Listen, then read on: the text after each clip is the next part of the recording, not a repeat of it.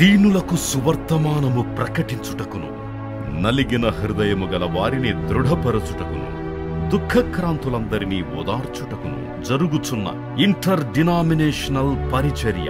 యెషయా 61:1-3. United peoples fellowship UPF ఆదివారము ఆరాధనలు. ప్రభాత ఆరాధన ఉదయం 6 గంటల నుండి ఉదయం 9 గంటల వరకు. సాయంకాల ఆరాధన సాయంత్రం 6 గంటల నుండి రాత్రి 9 గంటల వరకు. స్థలం Osmania garden function hall, జామై Osmania railway station ఎదురుగా, అడిక్మెట్, హైదరాబాద్. అందరూ ఆహ్వానితులే. ఆహ్వానించువారు ప్రభువు దాసురాలు జాయ్ చెరియన్ గారు, వ్యవస్థాపక అధ్యక్షురాలు మరియు సీనియర్ పాస్టర్ UPF హైదరాబాద్. వివరములకు 9550504718, 9030757571 నంబర్లను సంప్రదించగలరు.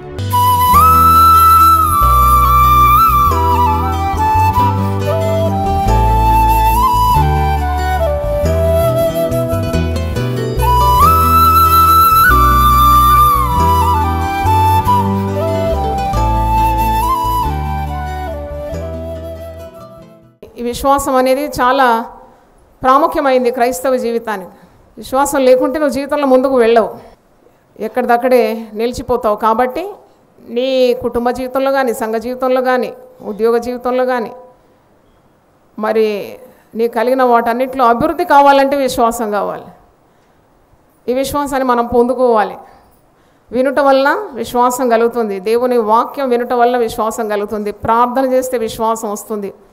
ఈ ప్రార్థన జీవితానికి, విశ్వాస జీవితానికి ఎప్పుడు సాతానుడు దాన్ని పడగొట్టాలని ప్రయత్నిస్తూ ఉంటాడు. నీ ప్రార్థనా జీవితాన్ని పడగొట్టడానికి, దేవునిపై విశ్వాసము కోల్పోవడానికి సాతానుడు ఎప్పుడు ప్రయత్నాలు చేస్తూ ఉంటాడు. కాబట్టి నీవు ప్రార్థన చేయాలి. మన వాక్యం నుండి కొన్ని మాటలు ధ్యానించుకుందాం. ప్రభువుని అడగాలి, దేవా నాకు విశ్వాసం దయచేయమని. కొందరు విశ్వాసం అంటే ఏంటి? కొందరు దేవుణ్ణే నమ్మరు, దేవుని మీదనే విశ్వాసం లేదు. దేవుడు ఉన్నాడా అని ఒక అనుమానం కలిగి ఉంటారు. దేవుడు తప్పకుండా ఉన్నాడు, చూస్తేనే నమ్ముతాను, నేను చూడకుండా నమ్మను అంటే నువ్వు ఇంక మరి ఒక తోమాలాగా అయిపోతావు అనమాట. నువ్వు అవిశ్వాసిగా ఉండకుండా విశ్వాసిగా ఉండాలి. దేవుని అనుభవిస్తున్నాం. We're experiencing God though we're not able to see him. కాబట్టి తప్పకుండా నీకు దేవునిలో విశ్వాసం ఉండాలి. దేవుడు లేడని బుద్ధిహీనుడు తన హృదయంలో అనుకుంటాడట. తన హృదయంలో అనుకుంటాడు దేవుడు లేడని. మరి దేవుడు లేనిది ఏదీ లేదు. కాబట్టి తప్పకుండా దేవుని మీద నమ్మకం ఉండాలి. మరి దైవ కార్యాల మీద నీకు నమ్మకం ఉండాలి. దేవుని వాక్యం మీద నమ్మకం ఉండాలి. వాగ్దానాల మీద నమ్మకం ఉండాలి. ఇలాగూ దేవుని సన్నిధికి ప్రయాసపడి వస్తున్నావు, దీనికి ఒక ఫలం ఉందని నమ్మాలి. నీ ప్రార్థనలకు జవాబిస్తాడని నమ్మాలి. నీ కీడు తొలగిస్తాడని నమ్మాలి. ఇవన్నీ నమ్మకం మీద అన్నమాట. మార్తాతో యేసుప్రభు అంటాడు కదా, నువ్వు నమ్మిన ఎడల దేవుని మహిమను చూస్తావు. If you believe you will see the glory of God. కాబట్టి మన జీవితంలో నమ్మకం ఉండాలి, అనుమానం అనేది ఉండకూడదు. మరి అపోస్తుల కార్యం 6:5 వారు సంఘ పెద్దలను ఎన్నుకున్నారు. ఎందుకంటే మరి అక్కడున్న కార్యాలన్నీ కూడా నిర్వహించడానికి సంఘము విస్తరిస్తున్నప్పుడు పనులు ఎక్కువైనాయి. పనులు ఎక్కువైనప్పుడు సంఘ పెద్దలను ఎన్నుకున్నారు. ఎలాంటి వారిని ఎన్నుకున్నారు అన్నప్పుడు 6:5 అపోస్తుల కార్యం 6:5 Acts 6:5. ఈ మాట జనసమూహం అంతటికి ఇష్టమైనందున వారు విశ్వాసముతోనూ పరిశుద్ధాత్మతోనూ నిండుకొనిన వాడైన స్టెఫెను, ఫిలిప్పు, ప్రొకోరు, నికానోరు, తీమోను, పర్మెనాసు, యూదుల మత ప్రవిష్టును, అంత్యోకు వాడైన అగు నికోలస్ అను వారిని ఏర్పరచుకున్నారు. ఈ సంఘ పెద్దలను ఏర్పరచుకున్నప్పుడు అవిశ్వాసులను ఏర్పరచుకోలేదు. ఎలాంటి వారిని ఏర్పరచుకున్నారు? వారు దేంతో నింపబడి ఉన్నారు? విశ్వాసంతో నింపబడి ఉన్నారు. మీరు చదవండి, విశ్వాసముతోనూ పరిశుద్ధాత్మతోనూ నింపబడిన వారు. అంటే ఒక కార్యము జరిగించడానికి సంఘ కార్యాల్లో వారు మరి సామర్థ్యంతో కార్యాలు నిర్వహించాలంటే కూడా వారికి విశ్వాసం ఉండాలి. నిండుగా ఉండిందట విశ్వాసం, పరిశుద్ధాత్మ నింపుదల ఉండిందట. అవును, నీ జీవితం, నీ కుటుంబ జీవితం నడిపించాలంటే కూడా నీకు విశ్వాసం కావాలి. దేవుడు తప్పకుండా మమ్మల్ని దీవిస్తాడు, తన చిత్తం ప్రకారం మమ్మల్ని నడిపిస్తాడు, ఆయన మా చెయ్యి వదలడు. ఈ విశ్వాసమే కదా మన దినదినం మనల్ని నడిపించేది. కాబట్టి ప్రతి దిన జీవితానికి ఎంత విశ్వాసం ఎంత అవసరం కదా. ఉదయం లేవగానే ఈరోజు దేవుడు నాకు తోడున్నాడు, నా రాకపోకలు కాపాడుతాడు, ఏ కీడు నాకు రాకుండా, నాకు నా కుటుంబానికి రాకుండా ఆయన తన రెక్కల నీడలో దాచుకుంటాడనే విశ్వాసం లేకుంటే మనం ఎల్లప్పుడూ భయపడుతూ అలాగే జీవితంలో ఎంతో బలహీనమైపోతాం. కానీ ఏ కార్యం కన్నా విశ్వాసం కావాలి. ఒక వ్యక్తి గురించి ఇక్కడ అపోస్తల కార్యం 11వ అధ్యాయం మీరు చూసినప్పుడు బర్నబా ఎలాంటి వాడు? అపోస్తల కార్యం 11:22 నుండి 24 వచనాలు చదువుతున్నాను.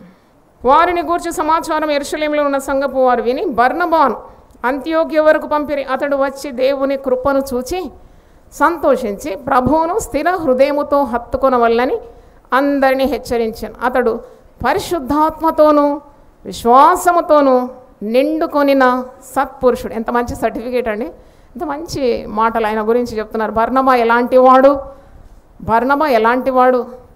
వాడు మోసగాడు, వాడు డబ్బు మీద ఆశ ఉన్నవాడు, వాడు కపట భక్తి గలవాడు అన్నట్టు కాదు. Very decent, very good, reliable gentleman, సత్పురుషుడు, మంచి చేసేవాడు. బహుజనులు ప్రభు పక్షమున చేరిరి అని ఇతని గురించి ఉంది. స్టెఫెన్ గురించి చూసినప్పుడు పరిశుద్ధాత్మతో నింపబడిన వాడు, విశ్వాసంతో నింపబడిన. బర్నబాను గురించి చూసినప్పుడు పరిశుద్ధాత్మతో నింపబడినవాడు, విశ్వాసంతో నింపబడినవాడు. సంఘ పెద్దలందరూ కూడా పరిశుద్ధాత్మతో నింపబడినవారు, విశ్వాసంతో నింపబడినవారు అని మనం చూస్తున్నాం. అపోస్తల కార్యం 15:9 చూడండి. వారి హృదయములను విశ్వాసము వలన పవిత్రపరిచి మనకును వారికి ఏ భేదమైనను కనపరచలేదు. ఇక్కడ అన్యజనుల సువార్త అందించే విషయం 7వ వచనం మీరు చూసిన సహోదరులారా, ఆరంభమందు అన్యజనులు నా నోట సువార్త వాక్యం విని విశ్వసించులాగున మీలో నన్ను దేవుడు ఏర్పరచుకొనేనని మీకు తెలియను. మరియు హృదయములను ఎరిగిన దేవుడు మనకు అనుగ్రహించినట్టుగానే వారికి పరిశుద్ధాత్మను అనుగ్రహించి వారిని గూర్చి సాక్ష్యం ఇచ్చాను. వారి హృదయములను విశ్వాసము వలన పవిత్రపరిచి మనకును వారికి ఏ భేదమైనను కనపరచలేదు. ఇక నేను అండర్లైన్ చేసుకున్నాను, విశ్వాసము వలన పవిత్రపరిచి. అంటే విశ్వాసం ఒక డిటర్జెంట్ లాగా పనిచేస్తుంది. హృదయంలో ఉన్న మాలిన్యాన్ని పోగొట్టేది దేవుని యందున్న విశ్వాసం. దేవుని స్తోత్రం, hallelujah. When your heart is filled with faith there is no uncleanness. ఎందుకంటే దేవుని మీద ఉన్న నమ్మకంతో నీ హృదయం నింపుకున్నప్పుడు, విశ్వాసంతో నిండుకొని పరిశుద్ధాత్మతో నిండుకొని ఉన్నప్పుడు అపవిత్రతకి చోటు లేదు కదా, అపవాదికే చోటు లేదు. పరిశుద్ధమైన హృదయాన్ని, అంటే పవిత్రమైన హృదయాన్ని దేవుడు నీకు అనుగ్రహిస్తాడు. విశ్వాసం వల్లనే వారి హృదయములు పవిత్రపరచబడిందని వాక్యంలో చూస్తుంది. దేవునికి స్తోత్రం. వాక్యం వింటున్న మీరు నిజంగా ఆశిస్తున్నారా? దేవా నిండు విశ్వాసం దయచేయమని ఎంతమంది ఆశిస్తున్నారు? మీరు చేతులు చూపండి. అందరికి ఆశ ఉందండి, అందరికి ఆశ ఉంది. నేను ఎప్పుడు అడుగుతాను, దేవా నాకు గొప్ప విశ్వాసం కావాలి, ఈ కష్టాలన్నీ నాకు తొలగించు, నేను హాయిగా ఉంటానని ఎప్పుడు అలా ప్రార్థించదు. దేవా నువ్వు ఏ కష్టాలు, ఏ శ్రమలు నా జీవితంలో అనుమతించినా ఆ శ్రమల్లో నేను నిండు విశ్వాసంతో స్థిరంగా ధైర్యంగా నీ శక్తిని బలం పుంజుకొని నేను ఆ శ్రమల్లో నిలబడడానికి నాకు శక్తి దయచేయి. హల్లెలూయా. ఈ శ్రమ తొలగించు, ఆ శ్రమ తొలగించు, ఈ కష్టాలు తొలగించు, ఆ కష్టాలు తొలగించు. అందరు నన్ను మెచ్చుకోవాలి, ఎవరు నన్ను విమర్శించొద్దు, నాకు ఏ కష్టాలు ఎదురు కావద్దు, నాకు అన్నీ బాగుండాలి అంటే అది కాని పని. జీవితంలో మీకు శ్రమ కలుగుతుందనే ప్రభువు చెప్పినాడు. మీకు శ్రమ కలుగదు అని ఎక్కడా లేదు పరిశుద్ధ గ్రంథములో పాత నిబంధనలో క్రొత్త నిబంధన మీరు ఎక్కడన్నా చూడండి, మీకు ఏ శ్రమ కలగదు అని లేదు. కానీ మీకు తప్పకుండా శ్రమలు కలుగుతుంది. మీకు శ్రమలు మరి విస్తారంగా కలిగిన నేను మీ చెయ్యి విడువను, శ్రమలో నేను నీకు తోడై ఉంటాను, శ్రమల ద్వారా నీకు ఆశీర్వాదాలు అనుగ్రహిస్తాననే ఉంది. కానీ మరి శ్రమ లేకుంటే నువ్వు దుర్బీజుడవు, శ్రమ ద్వారానే నీవు దేవుని చిత్తాన్ని సంపూర్ణం చేస్తున్నావని ఇవన్నీ మనం వాక్యంలో చూస్తున్నాం. యేసు ప్రభువే శ్రమ పొందినాడు. పౌలు భక్తుడు గొప్ప విశ్వాస వీరుడే. కానీ శ్రమలు వచ్చినప్పుడు ప్రార్థన ఏం చేసినాడు? ఈ ముళ్ళు తొలగించు అని ప్రార్థించినాడు కదా. యో దేవా ఈ ముళ్ళు తొలగించు. ఎన్నిసార్లు ప్రార్థన చేసినాడట? 3 సార్లు, ముమ్మారు ప్రార్థన చేసినాడు. ముళ్ళు పోయిందా? ముళ్ళు పోలేదు. కానీ ఏమన్నాడు దేవుడు? నా కృప నీకు చాలు. హల్లెలూయా. గట్టిగా చెప్దామా? ఆయన కృప మనకు కావాలి. దేవునిలో ఉన్న నమ్మకమే మనల్ని నెమ్మదిగా ఉంచుతుంది. దేవుని మాట మీద నమ్మకం నీకు ఉండాలి. దేవుని మరి వాక్యం మీద నీకు నమ్మకం ఉండాలి.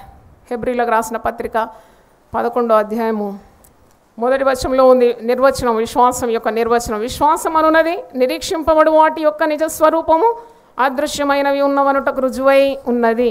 అంటే మనం చూడకుండా కొన్ని కార్యాలను, అదృశ్యమైన వాటిని పొందుకుంటున్నాం.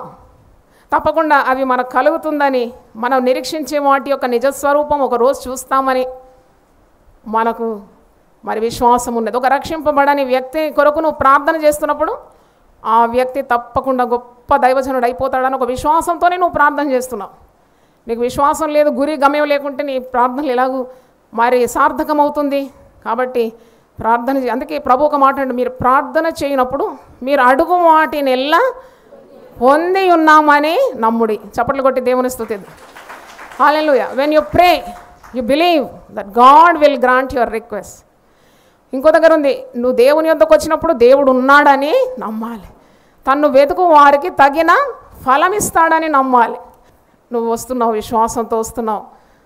40 రోజులు నేను దేవుని మందిరానికి నడవాలి, పరిశుద్ధమైన దేవుని వాక్యం వినాలి, నా జీవితాన్ని చక్కబెట్టుకోవాలి, నాకు ఏదో ఒక ఫలం ఉన్నది, నన్ను దీవిస్తాడు, నా కుటుంబాన్ని దీవిస్తాడు అనే విశ్వాసంతోనే వస్తున్నావు. విశ్వాసంతోనే దేవుని వెతుకుతున్నావు. వెతికే వారికి ఆయన తప్పకుండా ఫలము అనుగ్రహిస్తాడు. హల్లెలూయా. ఆయన సన్నిధికి వచ్చే వారిని వట్టి చేతులతో ఆయన ఎప్పుడు పంపడు. కాబట్టి నువ్వు వచ్చేటప్పుడు మరి నీకు ఒక నిరీక్షణ ఉండాలి.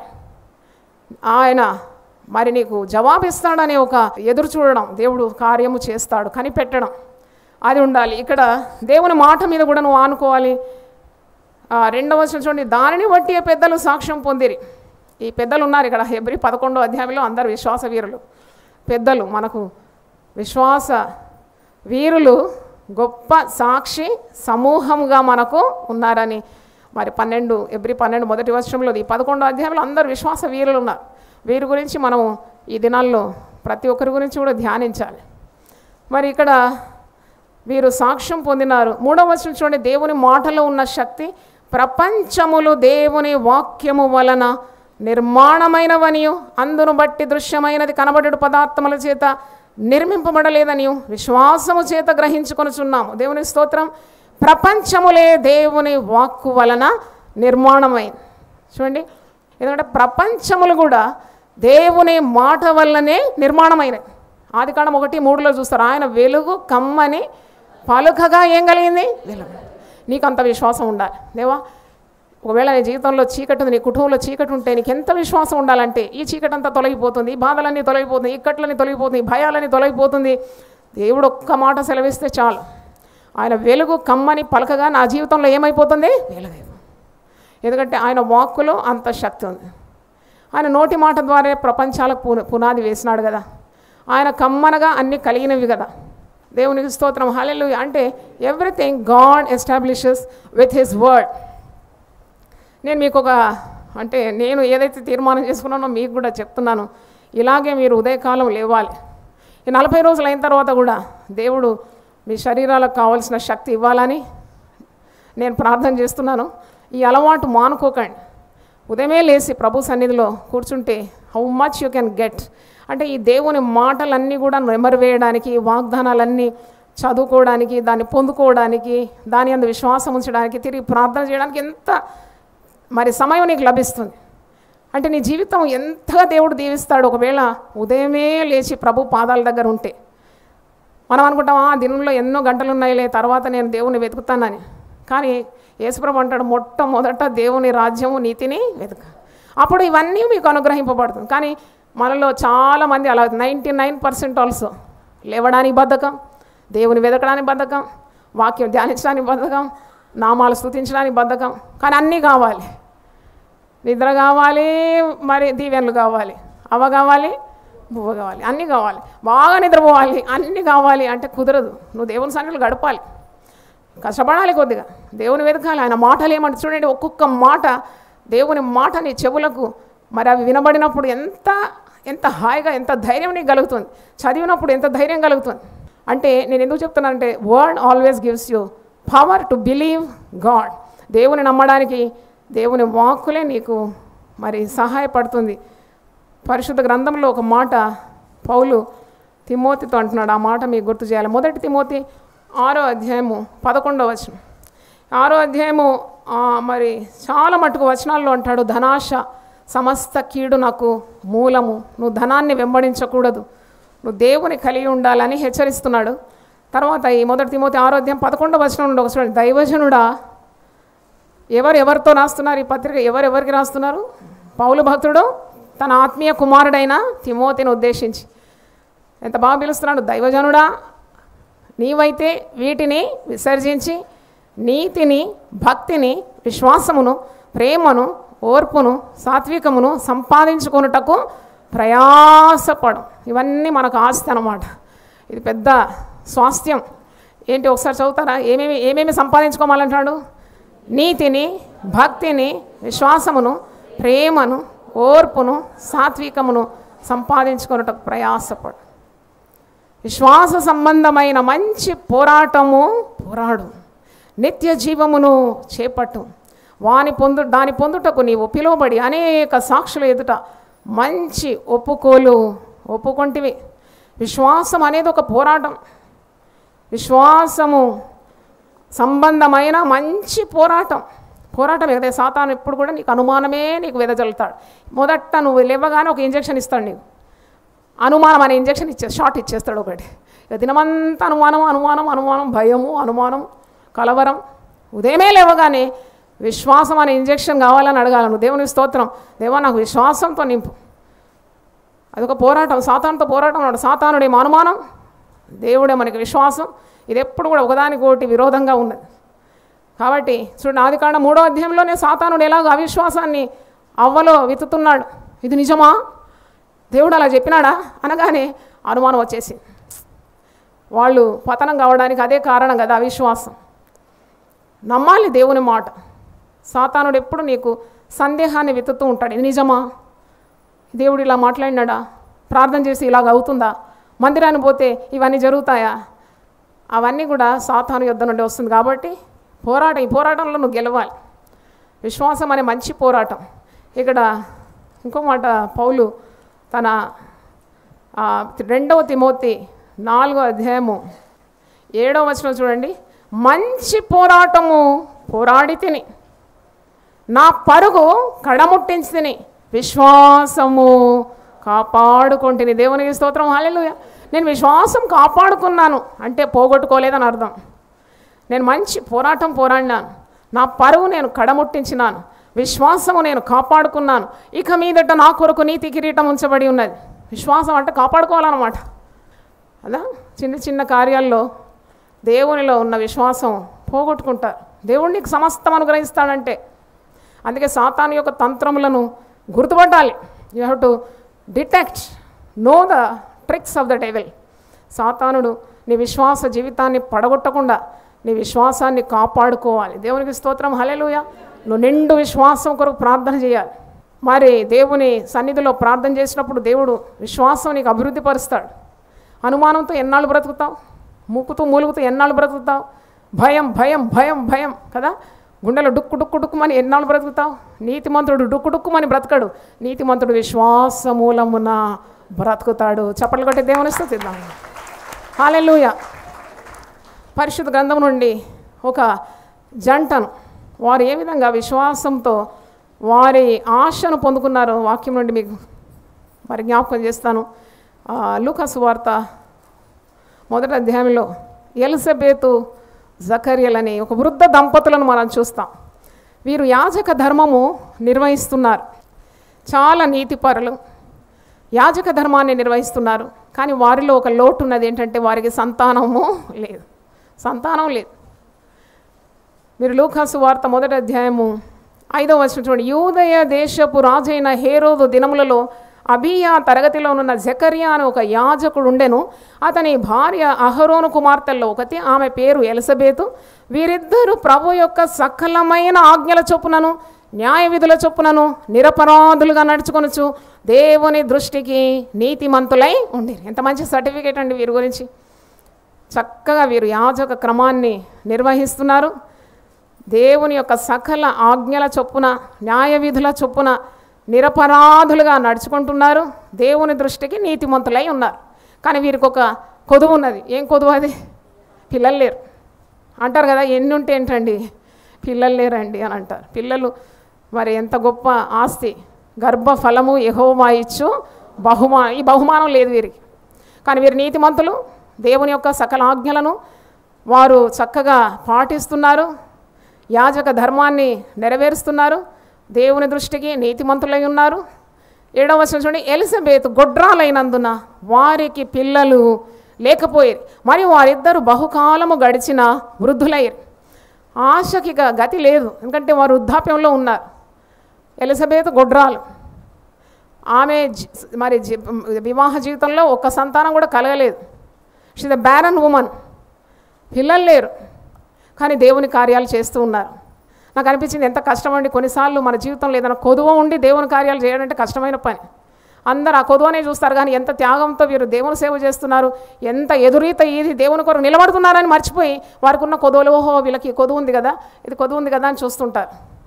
అంటే ఆ కొదువలో కూడా దేవునికి ప్రార్థన చేసినప్పుడు, దేవునిలో విశ్వాసం వచ్చినప్పుడు ఆ కొదువలన్నీ దేవుడు తీర్చగలడని నేనైతే నమ్మినాను. ఇది వాక్యం చదివినప్పుడు దేవుని స్తోత్రం. God can fulfil all your lacking. నీలో ఈరోజు ఏ కొదువు ఉన్నా దేవుడు తీర్చగలడు. ఈ వృద్ధ దంపతులు చాలా నీతిమంతులు, దేవుని ఆజ్ఞల చొప్పున నడిచేవారు, దేవుని దృష్టికి విలువైన వారు. అయినా వారికి ఒక కొదువు ఉన్నది, సంతానం లేదు. ఎలిజబెత్ గొడ్రాలు, బహుకాలం గడిచిన వృద్ధులని వాక్యంలో ఉన్నది. మరి వారికి సంతానము లేనందున దైవ కార్యాలు చేయటం మానినారా? ఏమంటారు మీరు? ఎన్ని సంవత్సరాలని దేవుని సేవ చేస్తున్నాం మేము, ఎంత నమ్మకంగా చేస్తున్నాము, ఎంత నీతిమంతులం మేము, దేవుడిచ్చిన అన్ని ఆజ్ఞలను పాటిస్తున్నాం, అయినా మాకు దేవుడు ఎందుకు సంతానం ఇవ్వలేదు, మేము ఇక పని మానుకుంటాం అని అనలేదండి. అది అక్కడ మీరు నేర్చుకోవాలి. అది వారు యాజక క్రమాన్ని చక్కగా నెరవేర్చినారని 8వ వచనం. జకరియా తన తరగతి క్రమము చొప్పున దేవుని ఎదుట యాజక ధర్మము జరిగించుచుండగా, అంటే దైవ కార్యాలు మానుకోలేదు, మానుకోకుండా దేవుని మీద నిరీక్షణ కలిగి ఉన్నారు. ప్రార్థన కూడా మానలేదు, ఎందుకంటే దేవుడు వాడి ప్రార్థన విన్నాడని ఇక్కడ వాక్యంలో మనం చూస్తున్నాము. యాజక ధర్మము నిర్వహించడం కూడా మానలేదు. 9వ వచనం చూడండి. యాజక మర్యాద చొప్పున ప్రభువు ఆలయంలోనికి వెళ్ళి ధూపము వేయుటకు అతనికి వంతు వచ్చాను. ధూప సమయమందు ప్రజలు సమూహమంతా వెలుపల ప్రార్థన చేయుచుండగా ప్రభు దూత ధూపవేదిక కుడివైపున నిలిచి అతని కనబడగా జకరియా అతని చూచి తొందరపడి భయపడిన వాడాయన. అప్పుడు ఆ దూత అతనితో, జకరియా, అందరం కలిసి అవుదాం, జకరియా భయపడకుము, నీ ప్రార్థన వినబడినది, నీ భార్య అయిన ఎలిజబెతు నీకు కుమారుని కనును, అతనికి యోహాను అను పేరు పెట్టుదువు. హల్లెలూయా చెప్తారు గట్టిగా. వృద్ధాప్యంలో ఏంటి మరి వారు దేవుని కార్యాలన్నీ చక్కగా నెరవేరుస్తున్నారు. ఆశ కలిగి, హృదయంలో ఉన్న ఆశ ఉంది సంతానం కావాలని. అయినా దేవుడు వారి ప్రార్థనకు ఏమి జవాబు ఇవ్వకుంటే పనులేం మానుకోలేదు. వారిలో ఉన్న విశ్వాసమే వారిని ముందుకు నడిపించింది. They are continuing with their job. యాజక ధర్మము ఆయన నెరవేరుస్తున్నాడు. దైవ కార్యాలు చేస్తున్నప్పుడు దూత దిగి వచ్చి అతనికి ప్రత్యక్షమై, ఇదిగో జకరియా, నీ ప్రార్థన వినబడినది, నీ ప్రార్థన వినబడినది. అంటే ఎన్ని సంవత్సరాల నుండి ప్రార్థన చేస్తున్నారు వారు? ఇప్పుడు వృద్ధాప్యంలో ఉన్నారు. పిల్లలు దేవుడిచ్చే ఆశీర్వాదం. వీరిని అడిగినప్పుడు వీరు ఏమి జవాబు ఇచ్చినారో ఇన్ని సంవత్సరాలు దైవ కార్యాలు చేస్తున్నారు, కానీ ఒక పెద్ద లోటు వారి జీవితంలో, వారి సంతానం లేదు. వృద్ధాప్యం వరకు దేవుని యందు నిరీక్షణ కలిగి విశ్వాసంతో వారు ప్రార్థన చేస్తున్నారు. అందుకే కదా ప్రార్థన చేస్తేనే కదా ప్రార్థన దేవుని వినబడేది. దూత ఏమంటుంది? జకరియా, నీ ప్రార్థన దేవునికి వినబడింది. చప్పట్లు కొట్టి దేవుని స్తుతిద్దాం. నీ ప్రార్థన వినబడిందంటే దే వర్ కంటిన్యూస్లీ ప్రేయింగ్. ఆ ప్రార్థన వినబడి అంత విశ్వాసంతో వారు దేవుని సన్నిధిలో ప్రార్థించిన ప్రార్థన ఎన్ని సంవత్సరాలైనా కానీ ప్రార్థనకు తప్పకుండా జవాబు వచ్చినట్టు మనం చూస్తున్నాము. మరి ఇక్కడ వారు బాప్తీసం ఇచ్చే యోహానుకు తల్లిదండ్రులుగా మారిపోయినారు. నీ భార్య అయిన ఎలిజబెత్ నీ కుమారుని కనును, అతని యోహాను అని పేరు పెడుతూ అతడు ప్రభు దృష్టికి గొప్పవాడై ద్రాక్షారసమైనను మధ్యమైనను త్రాగక తన తల్లి గర్భమున పుట్టినది మొదలుకొని పరిశుద్ధాత్మతో నిండుకొనిన వాడై ఇశ్రాయేల్లో అనేకులను ప్రభు అయిన వారి దేవుని వైపు త్రిప్పును. మరియు అతడు తల్లిదండ్రుల హృదయములను పిల్లల తట్టును అవిధేయుల నీతిమంతుల జ్ఞానమును అనుసరించటకు త్రిప్పి ప్రభు కొరకు ఆయత్తపడిన ప్రజలను సిద్ధపరచటకై ఏలియా యొక్క ఆత్మయు శక్తియు గలవాడై ఆయనకు ముందుగా వెళ్ళును గనుక నీకు సంతోషమును మహా ఆనందమును కలుగును. అతడు పుట్టినందున అనేకులు సంతోషించరు. అంటే ఎంత ఆలస్యంగా వచ్చింది ఈ ఆశీర్వాదం, కానీ ఎంత గొప్పగా ఉంది దీవెన. స్త్రీలు కనిన వారిలో యోహాన్ అంతటి వాడు లేడని ప్రభువే మరి చెప్తూ ఉన్నాడు. అంత గొప్ప కార్యాలు చేస్తాడు. పరిశుద్ధాత్మతో పుట్టినది మొదలుకొని పరిశుద్ధాత్మతో నింపబడిన వాడై ఉంటాడు. అనేక అవిధేయులను దేవుని మార్గం తట్టు తిప్పుతాడు. అతడు పుట్టినందుకు అనేకులు సంతోషిస్తారంట. చప్పట్లు కొట్టి దేవుని స్తుతి. కొన్నిసార్లు మన ప్రార్థనలకు జవాబు ఆలస్యమైన మనం ఏమాత్రం కలవరపడే అవసరం లేదు. దేవుడు ఆ ప్రార్థనకు జవాబు ఇచ్చినప్పుడు దాన్ని ఎదుర్కోవడానికి కూడా వారికి శక్తి చాలా లేదని మనకు అర్థమవుతుంది. అంటే గొప్ప కార్యాలు దేవుడు తప్పకుండా విశ్వసించిన వారి పట్ల చేయగలను. విశ్వాస పరీక్ష అనే ప్రసంగాన్ని మనం విన్నాము. దేవునికి స్తోత్రం. దేవుడు మనల్ని దీవించిన గాక. తలలు వంచండి, ప్రార్థన చేసుకుందాం. ప్రభువా, నీ పరిశుద్ధ నామమునకు స్తోత్రం చెల్లిస్తున్నాం. విశ్వాసం లేకుండా నీకు ఇష్టలై ఉండుట అసాధ్యమని వాక్యంలో మేము చూస్తున్నాము. విశ్వాసం అనేది వరములన్నిటిలో గొప్ప వరమని, ఈ లోకాన్ని జయించే విజయము మా విశ్వాసమే కనుక ఈరోజు మా అందరితో నువ్వు మాట్లాడినావు. అయినా వృద్ధ దంపతులైన ఎలిజబెత్, జకర్యాలను మాకు జ్ఞాపకం చేసినావు. వారి హృదయాభిలాష వారు వృద్ధాప్యమందు అది నెరవేరడం మేము చూస్తున్నాం. మరి తండ్రి, స్త్రీలు కనిన వారిలో అతి శ్రేష్ఠుడైన యోహానుకి వారు తల్లిదండ్రులుగా మారినారని మేము చూస్తున్నాం. ప్రార్థన ఆలకించడం మాత్రం కాదు, ప్రార్థనకు జవాబు కూడా ఇస్తామని విశ్వాసం మా హృదయంలో దయచేయమని దేవుని వాక్యం విన్నవారిని కూడా మీరు దీవించండి. యేసు పరిశుద్ధ నామములో అడిగి వేడుకుంటున్నాను తండ్రి, ఆమేన్. దేవుడు దీనులకు సువర్తమానము ప్రకటించుటకును, నలిగిన హృదయము గల వారిని దృఢపరచుటకును, దుఃఖక్రాంతులందరినీ ఓదార్చుటకును జరుగుచున్న ఇంటర్ డినామినేషనల్ పరిచర్య. యెషయా 61:1-3. యునైటెడ్ పీపుల్స్ ఫెలోషిప్ UPF ఆదివారము ఆరాధనలు. ప్రభాత ఆరాధన ఉదయం 6 గంటల నుండి ఉదయం 9 గంటల వరకు. సాయంకాల ఆరాధన సాయంత్రం 6 గంటల నుండి రాత్రి 9 గంటల వరకు. స్థలం Osmania garden function hall, జామై Osmania railway station ఎదురుగా, అడిక్మెట్, హైదరాబాద్. అందరూ ఆహ్వానితులే. ఆహ్వానించువారు ప్రభువు దాసురాలు జాయ్ చెరియన్ గారు, వ్యవస్థాపక అధ్యక్షురాలు మరియు సీనియర్ పాస్టర్ UPF హైదరాబాద్. వివరములకు 9550504718, 9030757571 నంబర్లను సంప్రదించగలరు.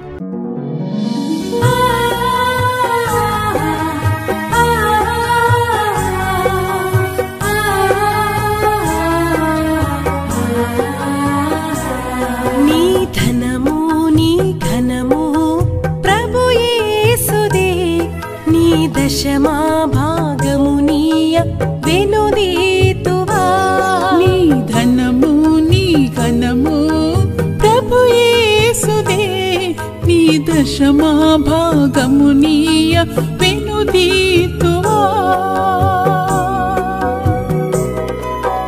ధరలోన ధనధాన్యముల నీయగా కరుణించి కాపాడి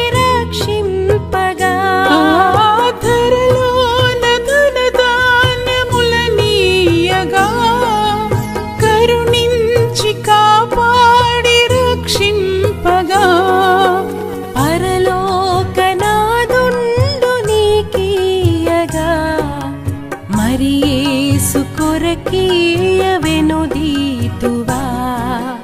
పరలోకనాథుండు నీకీయగా మరి యేసు కొరకీయ వెనుదీతువా.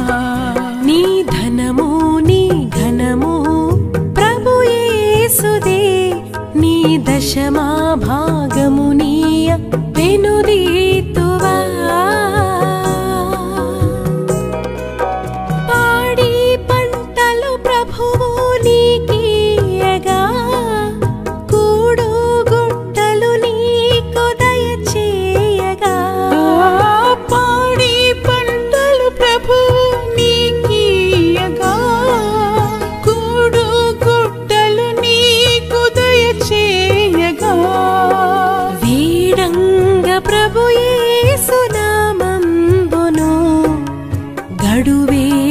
ప్రభుకీయను క్రైస్తవా. వేడంగ ప్రభు యేసు నామమును గడువేల ప్రభుకీయను క్రైస్తవా.